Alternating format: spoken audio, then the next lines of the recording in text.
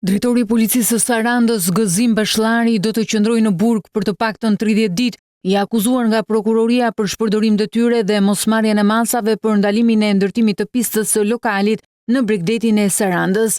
Në qeli do të qëndrojë edhe specialisti i sektorit të krimeve, Andi Duro, ndërsa për Aidin Ismailaj dhe Roberto Çullaj, hetimi do të vazhdojë në izolimin në shtëpi. Prokuroria ka paraqitur 2792 fletë me dokumente dhe dyshohet se janë lejuar të ndërtohen disa objekte për të cilat subjektet nuk janë pajisur me leje. Të shtunën, Blut bën të ditur ndalimin e shefit të komisariatit, ndërsa u publikuan edhe pamjet e lokalit në Sarandë, ku punimet ishin shtrirë dhe mbi det.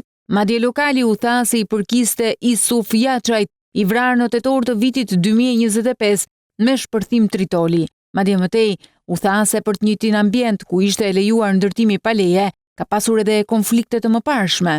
Nga detyra u pezullua shefi i seksionit për hetimin e krimeve, pasi nuk ishte paraqitur për t'u marrë në pyetje. Tashmë, pas 30 ditëve, prokuroria do të paraqitet sërish me provat dhe kërkesat për vijimin ose jo të masës së sigurisë.